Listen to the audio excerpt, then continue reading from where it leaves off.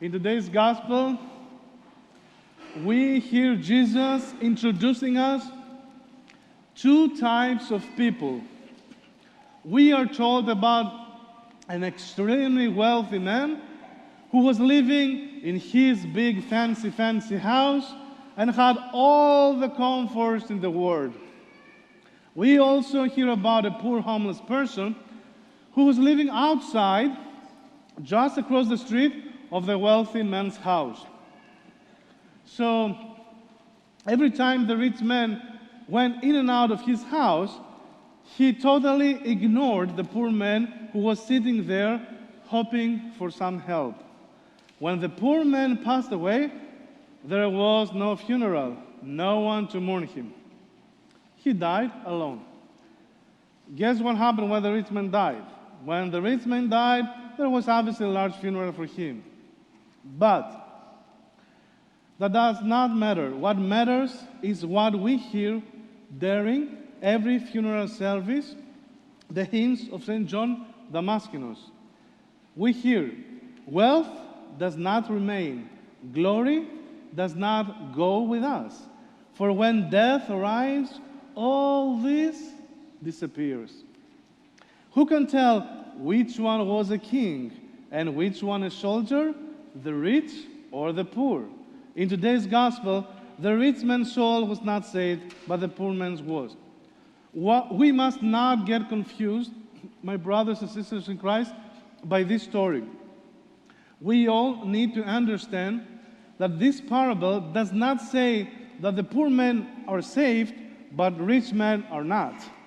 What doomed the wealthy man was his indifference, the fact that he was so selfish and full of pride, and he had no concern for other people, that he never even saw the poor man outside his house needing help. You don't have to be rich to be so self-involved that you cannot see people in front of you that need help. And you don't have to be poor to need or ask for help. Today's message is trying to wake us up from our deep sleep of unconcern. My brothers and sisters in Christ, as a society, we are guilty of needing recognition when we donate or help others, unfortunately. We look for our names on a plaque or the fancy fundraising and thank you banquets. We look for the ways to help big and forget that sometimes it is so much important to help small. I'm not trying to criticize any form of giving, but we need to acknowledge the struggles that exist just outside our front doors every day.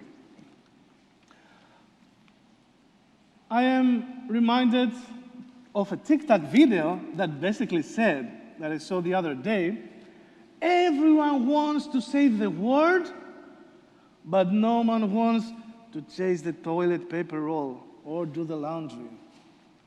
So my question to you is, when we help others, if we help others, do we really help with compassion because it is truly in our hearts to want to help? Or do we help out of guilt or the need of recognition and praise? Do we help because we feel like we have to?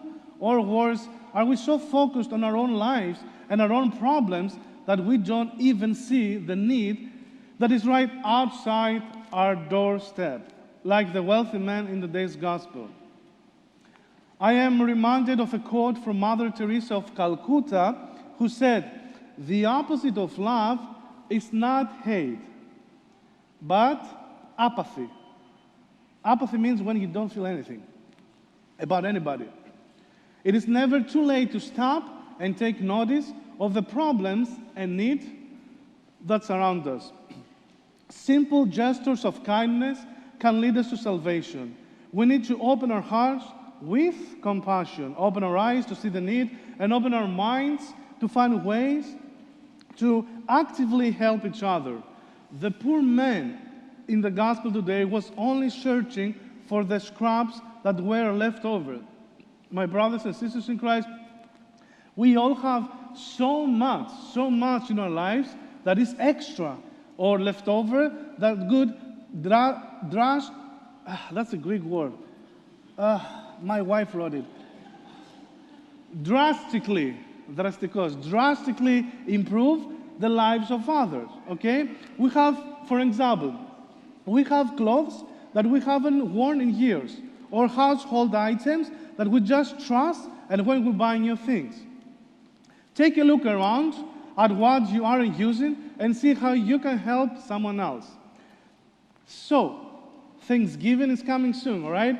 So in addition to being thankful for everything that we are blessed with, let us open our eyes and pay attention to those who may not be as fortunate. Let us all find ways to help when we see a need. Does anyone have a meal on their table? Do they have a loving place to spend the holidays? Or are friends or family members? Perhaps offer an extra plate or an extra seat at your table, maybe. My brothers and sisters in Christ, many times the smallest help makes the biggest difference in a person's life. And it makes the most difference in our eternal lives. In our eternal lives. Amen.